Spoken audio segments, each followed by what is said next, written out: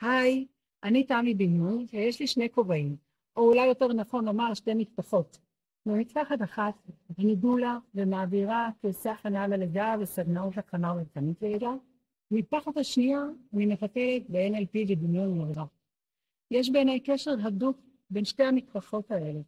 אני מביאה אל עולם ההיריון ולידה כלים שרכשתי ב-NLP, ותהליך של NLP הוא בעיניי מאוד דומה ללידה.